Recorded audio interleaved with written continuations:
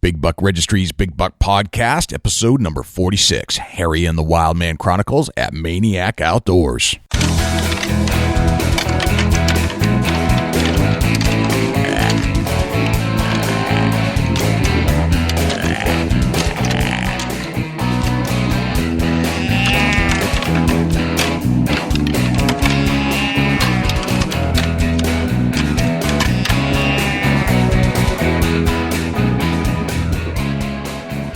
Big Buck Registry is a virtual museum of hunting stories. We preserve a piece of Americana by interviewing and recording hunters about their hunts and experiences from across the country. And who knows, maybe we'll learn a thing or two along the way that'll help us take our hunt to the next level. I'm Lee Lukoski. And I'm Tiffany Lukoski, and you're listening to our favorite hunting podcast on iTunes. The Big Buck Registry, Big Buck Podcast. Welcome to the show, everybody. This is Jay Scott, your host of the Big Buck Registry's Big Buck Podcast. And I've got my good friend and field correspondent from Ohio on the other line. Dusty, what's going on, man? Not a whole lot. What's going on with you? Same old. Just line up some great interviews for everybody to listen to. It's just awesome. Fredman, get in here. You know who we got here? Who? I got Fredman Buck with me today. Fredman. He's at your house? He is at the house. In your podcast studio. Yeah, hang on. He's out there skinning a catfish in the basement. I don't know what the hell he's doing out there. Fredman! He's coming. Okay. He's kind of slow, isn't he? Kind of old. Yeah, you just got to deal with it, you know? I mean, old retired wildlife officer, what do you do, you know? Right. He's coming. He's working his way over here. What's going on in New Hampshire? Anything? It's thunder chicken time. The big thunder chicken. Yep, the big ones. Exactly. Yeah, it's that time of year. It really is. Weather's starting to break. It's beautiful out. Yeah, lots and lots of good birds starting to roam around. I'm zeroing in on my spots. The Big Buck Registry sister page, the Longbeard Registry, is up and running again. Been getting some submissions over there if you'd like to check it out. Is Fredman there yet? What is he doing? This is Fredman. Fredman. Yeah. This is not the radio. This is not your CB radio, just so you know. This is not dispatch. This is Jay Scott from the Big Buck Registry. Oh. I thought this was dispatch. It's not, no, Fredman, it's not dispatch. Well, by God, I tell you, I thought it sure was. Sure sounds like it. It don't sound much different than dispatch. I'm sure it sounds exactly like it used to be back in 1982. Yeah, I told Dusty here to rig up a CB mic so I could talk to y'all on it. Okay, and did he do that? Dusty, did you do that? Well, he took a microphone and put a piece of cardboard on the side of it so I could push in on, like I'm talking in the CB radio. Dusty didn't leave you all alone in the studio, did he? Oh, geez. Jay, Fredman's been a case of work here trying to get this radio set up. All he knows is a CB, so he don't know just to talk into the mic. Okay, so, all right, good. I put cardboard on the side of this thing. Yeah, I just want to make sure.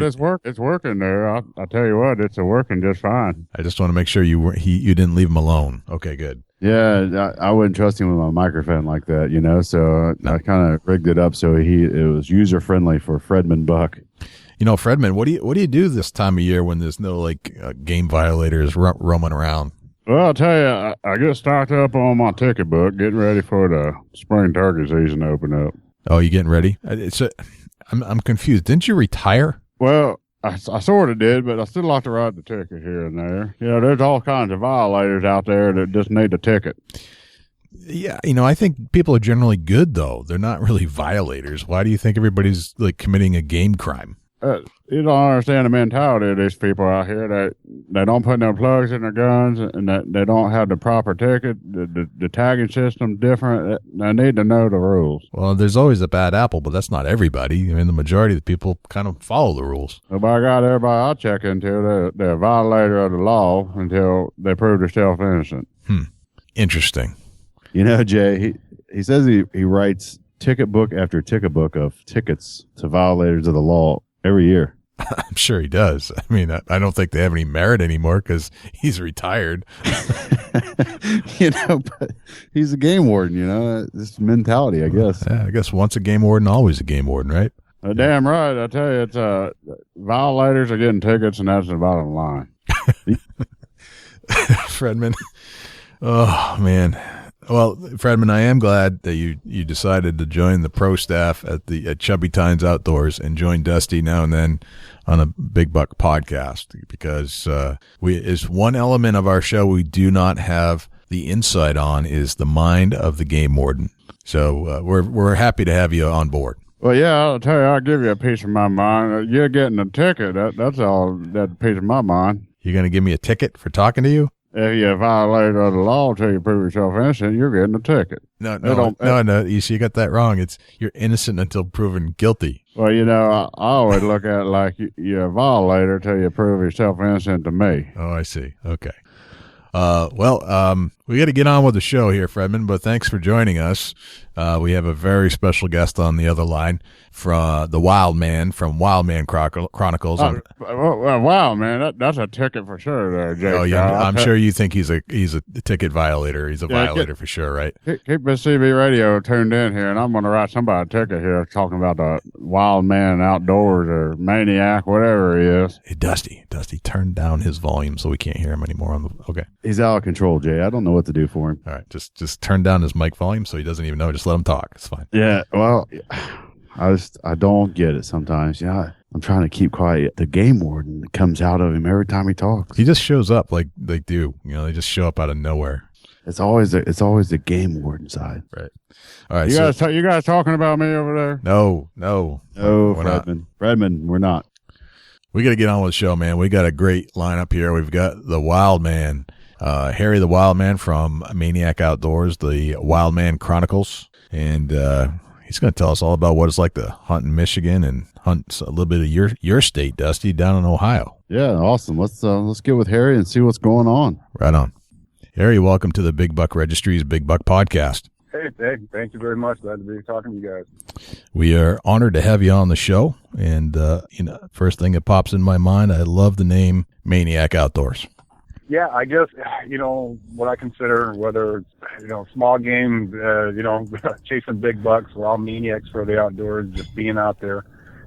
So it just came up, just clicked one day. I figured, hey, let me go with Maniac Outdoors and roll with it and see what it does. Sure. Heck yeah. Why not? Is there more to the Maniac Outdoors? It just didn't just click. There's got to be something behind it, right? Yeah, I mean, it's just getting, good friends together, having some fun, being a successful hunt, not a successful hunt, just, sharing the camaraderie with everybody, getting a bunch of kids involved too. I mean, that's the mainstay, and just basically going out and having a blast. Just, everybody getting together. That's awesome. Harry, where are you located? I'm out actually in southeast Michigan, up in the thumb, about an hour and a half north of Detroit area. All right. Little town, Goodland Township. Gotcha. Is that anywhere near the UP? I can get to the UP from my house probably in about 4 hours. 4 hours. Okay. All right. So you're not a Youper. All right. No Youper. No. We're the Southern. No Youpers out here. Harry, tell us about, did you grow up in Michigan as well, or is this a relocation for you? No, pretty much homestay. I was an Army brat for a few years, born and raised down in Fort Gordon, Georgia, and then we moved up to Michigan when I was about 4 or 5, and, I'm a tried and true, snowbird Michigander. Nice. All right. So you've been there since you're 4, so Michigan is really how old are you now? 46. 46. So I've been here for a while now. All right. That's fair enough. Michigan's ingrained in your blood forever. Oh, yeah. Yeah. Awesome.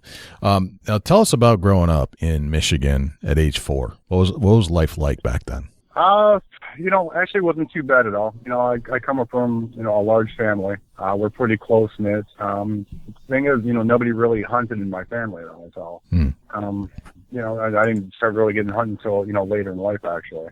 Interesting. What year did you start hunting? Oh God, I was probably honestly mid-20s. Mid-20s. I was a late bloomer actually. A buddy of mine one time just wanted to go, and we bought some old Browning bow, the old wooden riser type of deal, and then from one thing, and it just fell into a love. Gotcha. So at age 20, what was happening at age 20 that kind of brought you there? More of stress relief. I mean, I met a buddy of mine. He got into goose hunting and everything, and I was going to, school and working, and he took me out and did some goose hunting. That was the first time ever out bird hunting and stuff, and I was like, wow, out here, out in the woods, fresh air, just chasing, geese when we were out duck hunting and stuff, and, so from there it started steamrolling. Right. I think that's interesting you say that, because I think, getting out in the woods is actually a very relaxing time. That's why I do it for the most part, is to relax. Yeah, I can relate to that for sure. Yeah. Get your mind off I'm the same. It is. I go out there, you forget about bills, you forget about work, a stressful day. You could have had with the boss, dealing with customers, relations, anything. You get out there and, your shoulders all tense and knotted up, and all of a sudden just drops and you're out there. And, especially, early in the morning, you get on your tree stand, and basically you see the whole world come alive. Yeah. Isn't that a special moment when you're out there sitting in the dark and it just seems like all of a sudden you go from quiet and nothingness to the whole world is alive before your eyes? Yeah, that's so true. It's like turning the volume on the TV up. Yeah. The lighter it gets, the more everything's starting to come alive, and you get all the birds and everything starts rustling around, and there's no view like that at all. That's why I moved out to the country, and to watch the sunrise, most people take it for granted. Right. Harry, you don't seem like a real crazy kind of guy. Seem kind of laid back. So, Maniac. Is there a Maniac inside of you somewhere? Yeah, there is. I used to do a lot of mixed martial arts back in the day. Okay. So I have such a nice, mellow demeanor. And when I was stepping in the cage, I let it all loose. But, I'm married, been married for a while, and I got, 2 teen daughters, and I'm nice and relaxed. But, when it comes inside the cage when I was doing it, let it all hang out. But when I'm also out hunting too. I'll put stress tests at all the boots I wear. I'm up and down the hills running. You're one of those guys. Yeah, I'm one of those guys. I'm running and gunning at the turkeys, and whether I get dirty, beat up, broken, bruised, bleeding, hitting those outdoors, I'm doing it. That's there's where the name come from. That's where it is. That's it. Yes, that's the mainstay behind it, actually. I can relate to that. I just like to get out and go and barely be able to walk by the time I get back. That's I just like I like to hoof it. Yeah, same here. If I know, I look at a topo map and I find an awesome pinch point or funnel or somewhere. If I got to carry that tree stand, my bow, camera equipment, a mile and a half, 2 miles in the back, I'm gonna leave, a couple hours before sunrise and make sure I'm all set up about an hour prior. And so, I've been doing that before for years. Harry, does your daughters hunt? Actually, my oldest one used to go run the camera for me. She's getting ready to go off to college here soon. She's focused more on her grades and sports right now. My youngest one, she's going with me for a youth hunt for turkey season down in Ohio at my buddy's place. So hopefully we can get her on a bird. Where are you headed in Ohio? Southeast, down in Waterford, Beverly area. Okay, Southeast of Columbus. So we did pretty good last year, and so he's got some excellent property, a ton of turkeys and some just monster bucks down there as well. So right, Ohio. Gets the bug for it this year, turkey hunting. She's gonna go down there during the rut with me. Awesome, yeah. Ohio's my home state, so I can relate to that. Some awesome hunting in Ohio. Oh, it's incredible. So we're trying to manage it for 140 plus, and we've seen some bruisers down there. Just, how it is hunting. It's when if you close the door, but rather be lucky than good. Oh yeah, for sure. Right. Awesome. That's pretty cool, Harry. So yeah, you've done some mixed martial arts. You use hunting to relax. What do you do for work? Actually, I'm a journeyman plumber. I work for my in-laws have a huge plumbing company, and I've been there for 16 plus years. So. Nice. A lot of commercial work I've been doing for years. So, is there anybody that you can point at that taught you how to hunt? Honestly, I wish I can give a buddy of mine credit for breaking me into goose hunting, and then it just steamrolled from there. Like I said, I come from a big family, but nobody hunted. I didn't have anybody, elder to look up to, or actually get into, more different kind of aspects of hunting. It was more just basically tried and true, doing it myself, and meeting new friends, and doing shows, and just going to local shoots, and just going from there. Right, that's interesting. So you're kind of like self-taught for the most part. Interesting. I would say so. Yeah. A lot of mistakes I made, I learned from them. Hunting and what to do, what not to do, and. I wish I had, somebody to learn from and, actually build a relationship when I was younger to actually get into hunting. But unfortunately, it was just one of those things that didn't happen. Sure. Yeah. It's all kinds of situations that'll bring you there. But that's an interesting story. I don't think we've talked to anybody that was more or less self-taught. Everybody always could point at a mentor, but you got to start somewhere. There's lots and lots of people that never did hunt and got into it, and then they taught their kids. So I guess it's got to start somewhere. That's it. And like that, it's just all self-taught, unfortunately. So is most of your hunting done in Michigan? No, I travel. I've been to Kansas before, Indiana. I love hunting Ohio. Honestly, that's probably one of my favorite states to hunt. And hopefully I have a good fortune next year to head up to Saskatchewan as well. Gotcha. That's cool. Yeah, Dusty has it good down there. He's maybe he'll shoot a big deer this year now that he got some glasses too. That's good. So thanks, Jay. Yeah, thanks, Jay. Let's talk about some hunting itself. Now we got the profile on who you are and what you're doing and how you kind of got here. Okay. I'm gonna have Dusty kind of take the reins from here and get through your most memorable deer hunt. And I want to know every little detail. I want soup to nuts, alarm clock to hanging the deer in the garage or barn or wherever you hang it.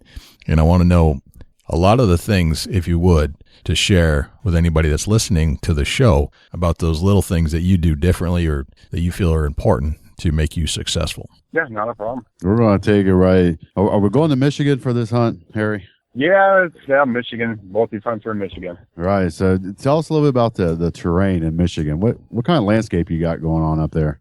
Basically, the areas I hunt are, small wood lots, 5 to 10 acres, maybe a little bit bigger parcels, but a lot of CRP, a lot of farm fields down here, fence rows and such. That's the area I'm at. Right. Are we talking pine thickets, or what kind of timber you got there where you're at in Michigan? A lot of hardwoods. There's some areas I do hunt that have a little bit of cedar swamps, which I love hunting swamps. I mean, it's dirty, nasty to get back through there, but I mean, if you can find, a dry knoll, actually they can be little tiny honey holes to pull in a lot of big bucks. Right. Is there truth behind that? The nicer bucks in Michigan will get down them swamps, get up on a dry knoll and bed up for the day? Yeah.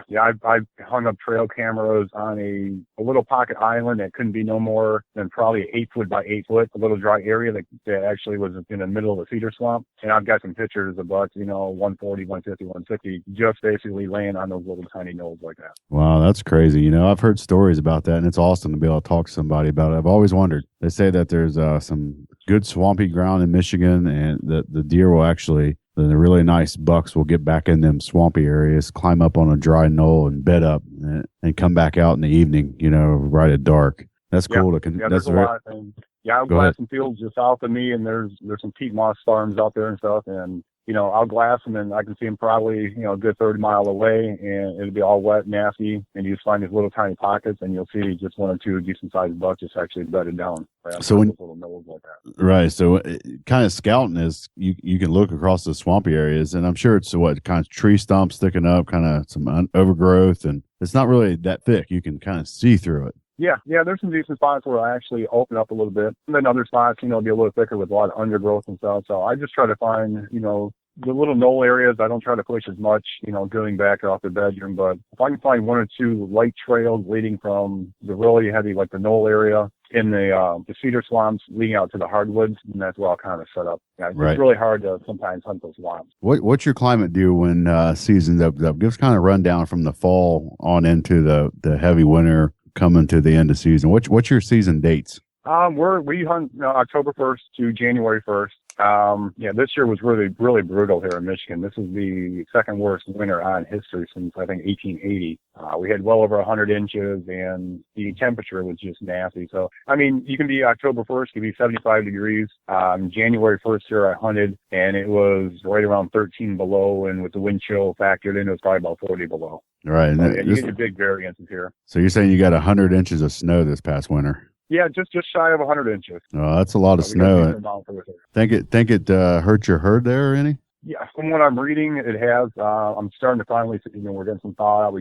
Most of it's right now pretty much melted off. We still have little high pockets of snow, but, I really haven't walked out too much, a little bit of shed hunting and stuff. So whether, mortality rate is high in the area, I haven't heard too much from people, but they really got it real bad up in the upper as well. So, which I know they said the fawn mortality rate is going to be really bad because they still have so much snow up in that area. If they're going to start dropping the ponds here, in the next couple months. Yeah, it's a struggle if it's still cold and a lot of snow and having fawns. That's for sure. Tell us a little bit about your head to toe equipment. What kind of camouflage and what kind of attire do you wear in Michigan? Again, like I said, it could be 75 in, October 1st, opening day till late winter. Honestly, I've been using Predator camouflage since I first been hunting. Say that again. It's called Predator? Predator camouflage. Yeah, they're out of Wisconsin. I've been using their product camouflage for years. I mean, it's not a set one pattern. There's a lot of broken up patterns into it, and I've had great success using it for years. Is it a standard camo pattern, or is it something unique? No, it's really unique. I mean, it's not, it's really hard to describe. You really have to see it to believe it, and it does work because it breaks up the human outline. You don't look more of like a large block of like a camo pattern. It's all blocked up in, different patterns and stuff. It's, you have your greens, you can have your deep winter whites, and the product works. And like I said, I stick with what pattern works best for me. Predator camo's been working great for me for umpteen years, from turkey hunting to coyote hunting, deer hunting. So I just, I'm usually out of the norm, and I just stick with something that really works. Right. I'm trying to look up a picture of Predator camo as we speak, so we can kind of give a rundown of what it actually is. Do you use any kind of cover sprays up there? Yeah, I do. Yeah.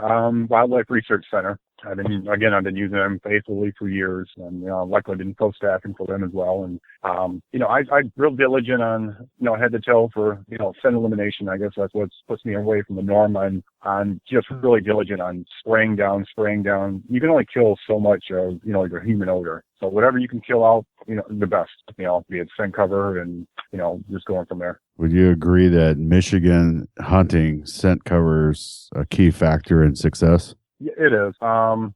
These deer they're hunted so hard. I mean, we have well over 350,000 bow hunters. We have well over 700,000 gun hunters. So these deer are educated. I mean, I've seen them before, hunting where you have a doe and a fawn. As soon as they hit the open timber or they'll hit a CRP field or a food plot, they pretty much turn around, break their necks looking up in the trees. I mean, they're so educated here. So everything you can use, go for it. I mean, I've made friends bet before that these deer are so educated. I got friends in Illinois. I said, I'll give you $1,000 if you can come up here and kill a 4.5-year-old deer within 2 weeks. Wow. I would give them $1,000 easily. I mean, they're just that much harder to hunt. When did you say your season is? I might have to make an adventure to Canada or Michigan. Like I said, that check will be waiting for you guys. October 1st, you guys want to make your way up here.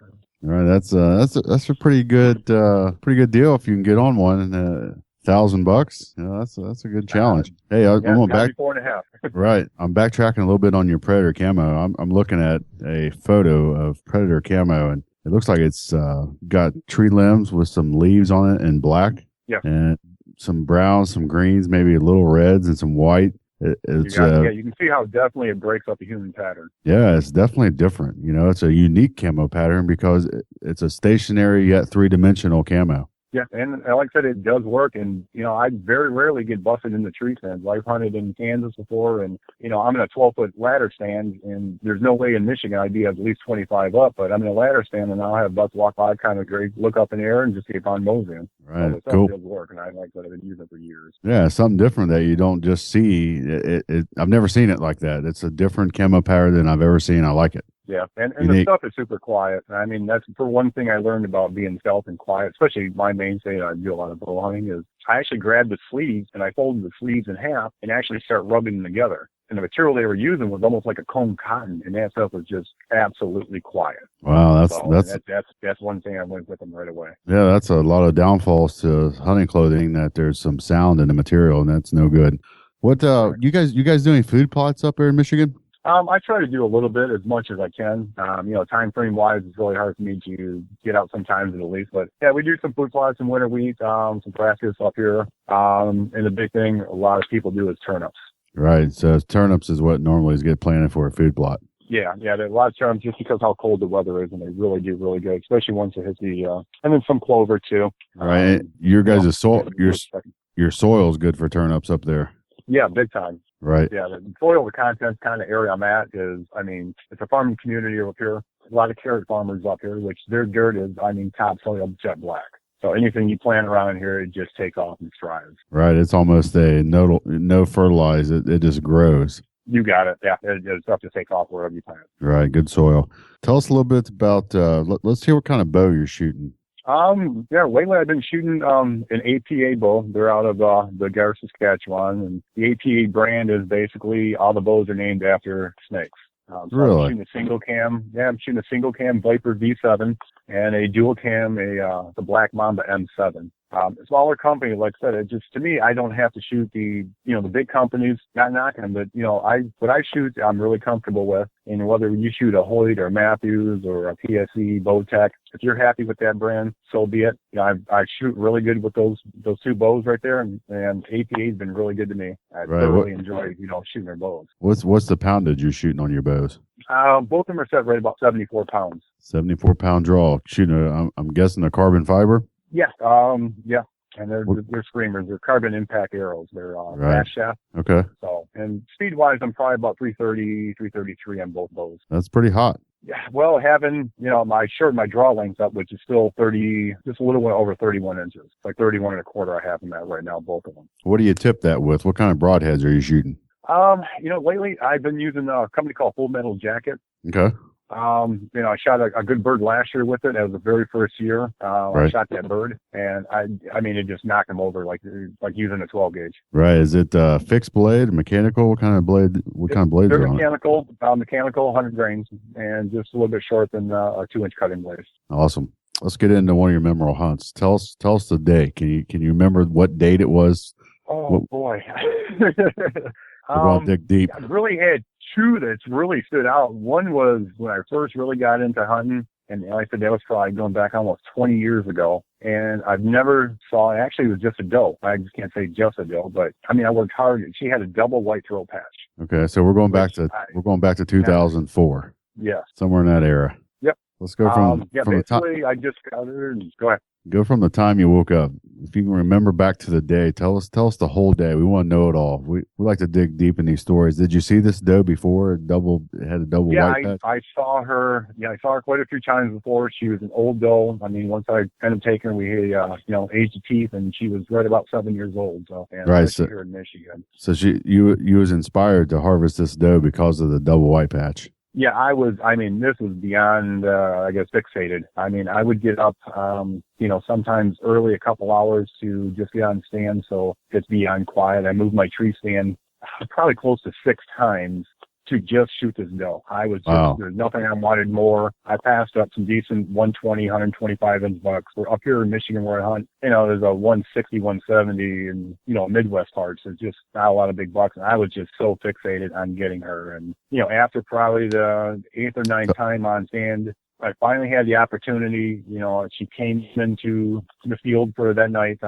And, she started browsing around with a few more does, and she just gave me an opportunity at about a 22-yard shot, and tried and true, made it good. And, after, I watched her run, she piled up, and it was more, I don't know, it was like a celebration, but yet I felt, almost saddened that it kind of ended. Right. Yeah. When you go, you get that high and you get that low, and it's a feeling you really can't explain, unless you're a hunter and you feel those emotions running through. And that's why I enjoy hunting.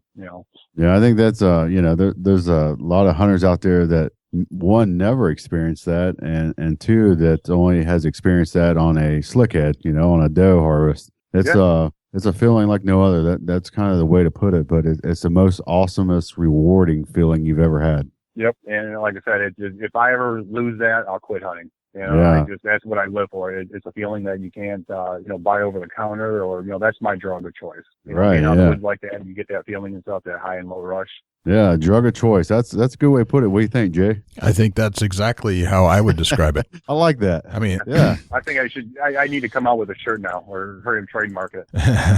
Yeah, for sure. It is a drug. I mean, it makes you feel better. It makes you gives you moments of elation, and it's the endorphins and enkephalons must be racing through your head when you're feeling that adrenaline. And I mean, there's all kinds of natural drugs that are released inside your body when you're experiencing all this stuff. Yeah, and it's nothing you can can't buy over the counter. Yeah. And I mean, that's why I do it, and I enjoy doing it. And like I said, if I end up losing that feeling or getting buck fever, I mean, my left leg to this day, I've shot a lot of deer. My left leg to this day, up and down like a thumper, like a rabbit. If I lose that feeling, I can see does on the way home, from work or to work, and I always stop pointing them out and say, hey, look at the doe. My wife's like, you see 50 a day. I said, it's not the same one I saw maybe yesterday. So, right. It's just something, to me, it's still a rush being out there.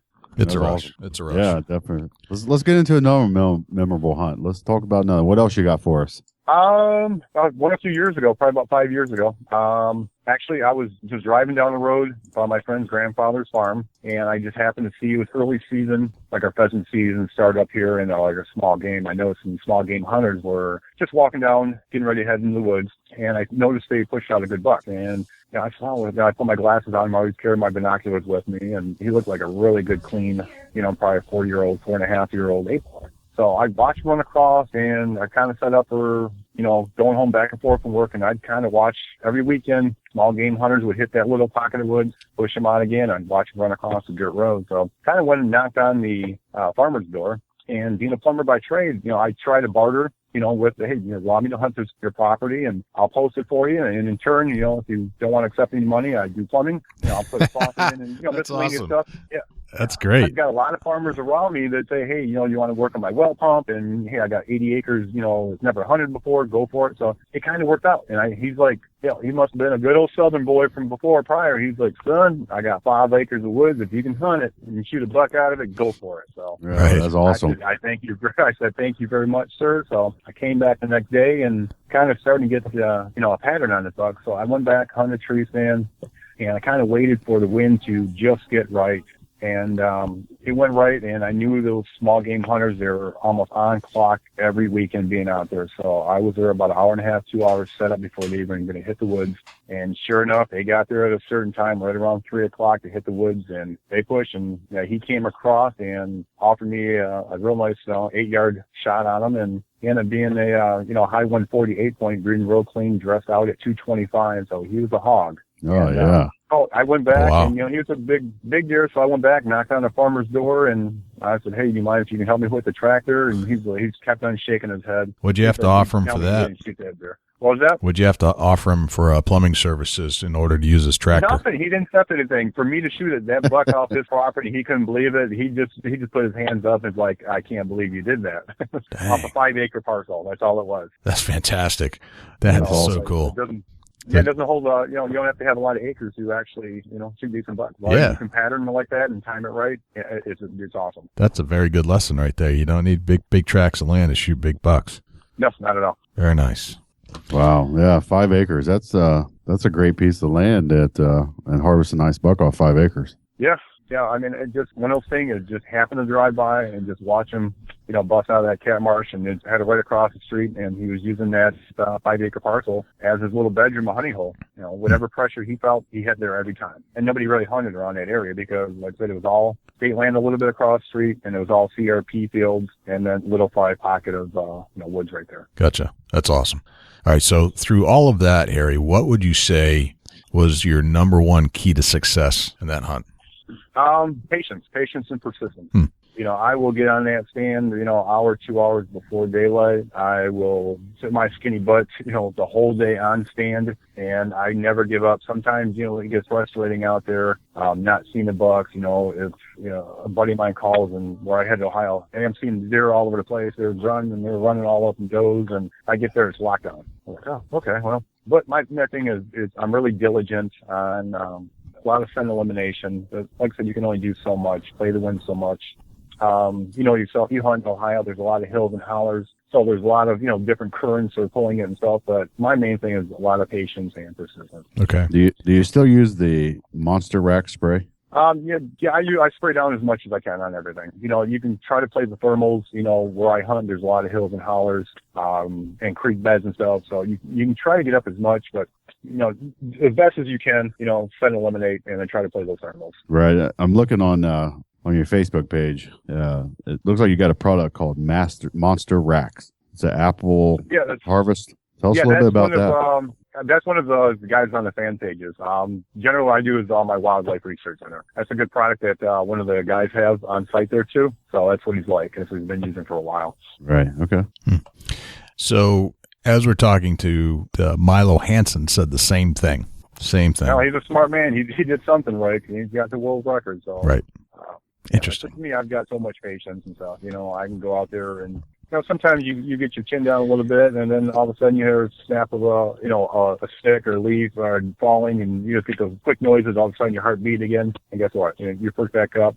But like I said, I can go out there and hunting in Michigan. I've been on stand before all day and maybe seen one doe out of 3 straight days being on stand. Right. But I go out there because having that patience, you never know what comes around that corner. What actually another hunter down the road could actually push that buck out of there, break his pattern, and all of a sudden he's going to find a new lay of land. Which you're there, you're being diligent, and you're hunting all the time, and you got the patience to be on stand. So I mean, anything can a flip of a dime, anything could happen, and that's why you have to have patience. Right.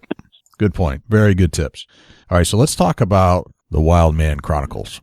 Your call name on Facebook is the Wildman, and your page is Maniac. Let's get into that a little bit. Tell us how do you develop from starting hunting at age 22 or in their 20s, and then launching basically a online place for hunters to hang out called Maniac. Yeah, it all started, a buddy of mine from the upper actually gave me the nickname Wildman. I actually was on different websites, probably about 5-6 years ago. And I said, well, I kind of didn't like some of the websites that were on there.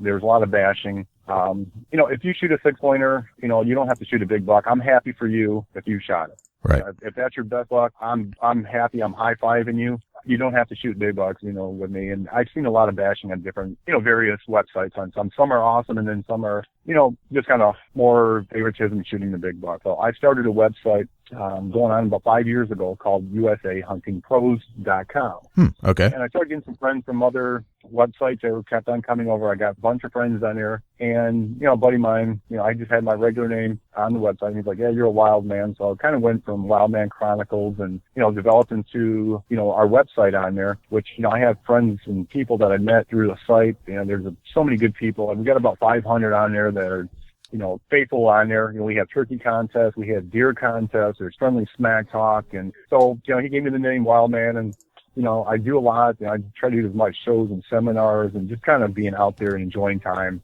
And so he just gave me the nickname and kind of rolled into Wildman Chronicles and kind of pushed me into, evolving and doing a little bit more and getting more camera time and, just basically getting out there now. Gotcha. I love the name, just Wildman Chronicles. It just, creates a visual quickly in my head. I think that's it does. It does. It really does. That's pretty cool. Where do you want to take it? Honestly, I kind of branched off to do Maniac Outdoors, and I'd like to do get more kids involved in the hunting. Like I said, I've got taking my daughter out, and just basically push it, make everybody into a maniac for hunting. T-shirts and the whole 9 yards. Just go for broke. And like I said, we're going to be collaborating with a good friend of mine, and we're going to have some unbelievable footage that is just going to blow everybody's mind. So we're going to have fun with it, and then once we're going to start doing some online more stuff off of YouTube and basically doing some cooking stuff and a lot of stuff you really haven't seen. I'm not going to be the new innovator of hunting shows. There's so many stuff that's really good stuff that's out there, but we're going to try to do stuff a little bit different, a little bit of twist to it. Okay. Well, yeah, Big Game Illustrated is, basically a buddy of mine started, Chad Wilkinson, and basically they're in Saskatchewan area, and the video footage they have and the pictures and quality of the magazine is, top notch. Gotcha. So that they're going to be doing some stuff with you, is what you're saying. Yeah, we're both getting along together, and basically what we're doing is collaborating Maniac Outdoors along with Big Game Illustrated magazine to bring some top-notch film and just put everything together. And we got a really good chemistry with us and them, and we're going to bring some awesome footage together this year, and hopefully get a pilot together, and hopefully get a show going for next 2015. That's exciting. How did you find them? Basically, I met Chad off my website, the one I spoke to previously at usahuntingpros.com, and one thing led to another. He said he was going to start up a magazine. Kind of gave him, some help on trying to do some stuff and, land sponsor stuff, and kind of build up a real good rapport with those guys. And basically, you build up a good friendship, you got good chemistry, one thing rolls into another, and we basically just got together with my guys that I have and, a few of his guys, and talking about doing a collaboration of the videos and stuff, and just one thing led to another. That's cool. Do you have anything planned out right now for what you're going to lay down? Basically, we have a ton of footage. We're just going through the editing room right now, just cutting it, bringing it down. Basically, from everything we have, hundreds of hours of footage. We're just going to cut it down to just do a quick promo. And then, of course, get together and figure out what we're going to do for airtime for next year. He's going to be doing some stuff. They're based out of Saskatchewan. Gotcha. Okay. So they're going to be doing some stuff up in Canada. Okay. So you're thinking about laying down a pilot with some of your footage that you have, and then do you have a place to put it once you're done? Or are you going to do all online, or are you thinking like television? Yeah, we're going to do some online, kind of, some websites, and then also it's going to be, hopefully we can launch it through our sponsors, and then get something going that, actually TV deal, lock it up for next year. Gotcha. Where would your first choice be for a television station? Honestly, it all depends where we can fit in, per quarter, and basically what they're going to charge. It could be Pursuit Channel, Outdoor Channel. They have some stations up there, the Canadian stations as well. And basically maybe just start in a small market and then build up a fan base, hopefully type of deal, and then go from there. Gotcha. That's awesome, man. That's very cool. Putting together a little a dream is kind of starting to come together for you, sounds like. Yeah, I've been pushed, for years to try to do something, get on my own, and, I think let's go ahead and go for it. We're not going to, rewrite the books on, what needs to be done. Basically, we're just going to go out there, have some fun, and basically just have some unbelievable footage and stuff, and hopefully, entertain somebody, and hopefully they want to keep on coming back after back, and, say, hey, what these guys going to do next week? Right. And, go from there. It is important to team up with others in the industry, I think, to grow to bigger levels like that. So that's very cool. It is. Yeah, it's all about networking. Like I said, we're not looking to be the next Michael Waddell. There's only one Waddell. We're not going to be out the next Crush. There's only, Lee and Tiffany. So we're just going to go out and have some fun and, see what happens. Just do your own thing and create your own brand. And I like the name you're working with, man. I think it's great. Maniac Outdoors, Wildman Chronicles. I'd watch it just for the title. Yeah, we're gonna have some crazy hunts, and hoping to get down to my buddy's place next year and do some hog hunting with a Bowie knife. So, hence the name Wildman Chronicles and Maniac Outdoors. So, all right, I'm hooked already. Yeah, you got my seal of approval right away.